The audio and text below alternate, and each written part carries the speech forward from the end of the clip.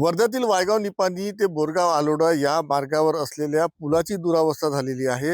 या पुलाच्या पायऱ्या बघू शकतो आपण, इथे अशा दुरावस्थेत आहे। एकूणच पुलाचा बहुतांश भाग इथे खचलेला आहे, त्यामुळे या मार्गावरील आवागमन देखील प्रभावित झालेला आहे। येथील नागरिकांना शेतकऱ्यांना आवागमन करताना अडचणी सहन कराव्या लागत आहे। अनेक शेतकऱ्यांची जमीन शेतजमीन नाल्याच्या अलीकडे तसेच नाल्याच्या पलीकडे राहणाऱ्या शेतकऱ्यांची जमीन दुसऱ्या बाजूला आहे। तर अशा पद्धतीने या भागातील शेतकऱ्यांना देखील शेतीमध्ये जाण्याकरता शेती साहित्य नेण्याकरता आवागमन करताना अडचणींचा सामना लागत आहे। आपल्यासोबत बोलण्यासाठी येथील काही शेतकरी तर त्यांच्याकडनं जाणून घेऊया नेमकी काय स्थिती आहे, कधीपासून या पुलाची दुरावस्था झालेली आहे। जवळपास 2019 पासून या पुलाची दुरुस्ती झाली आहे। 5 वर्ष झाले ना, 6वं वर्ष जवळपास लागला याला, पण अजूनपर्यंत याची दुरुस्ती नाही, काही नाही।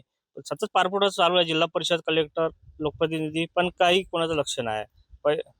नेमकी कुठली या मार्गावर वाहतूक होते, किती शेतकरी यामुळे प्रभावित आहेत, शाळकरी विद्यार्थी वगैरे या मार्गाने आवागमन करतात? हो, शाळेचे विद्यार्थी आगमन करते नाही, कारण का इथलं आलुडा, बोरगाव, भोजनखेडा जे असे निमसडा बरेचसे गाव आहे इथून का जवळपास वायगाव यशवंत साहेब विद्यार्थी शिकणार आहे, पण त्याला आता 17 किलोमीटर फिरावून जावं लागते। तर ते पण कानगाव ते वायगाव जो रस्ता बनत चालू आहे तिथं आता पावसामुळे ते खोदून ठेवला आहे आणि पावसाने खूप अडचणी त्याला झाली, आणि हा पण रस्ता बंद असल्यामुळे त्यांना खूप त्रास होतो, त्याचं शिक्षण बुडून राहिलं, त्यांना खूप त्रास आहे। शेतकऱ्यांना आमचे 100-150 शेतकरी या रस्त्यानं जाणार आहे, पण आता आमची त्याची शेती त्याकडे कशी करा आम्हाला समजून राहिलं, आम्हाला रस्ता नाही आम्हाला जायले। नक्कीच या पुलाच्या दुरावस्थेमुळे सध्या शेतकऱ्यांना आणि शाळकरी विद्यार्थ्यांना देखील अडचणींचा सामना करावा लागत आहे आणि या पुलाची तातडीने दुरुस्ती करावी अशी मागणी होत आहे। महेश विंजा, TVN मराठी, वर्धा।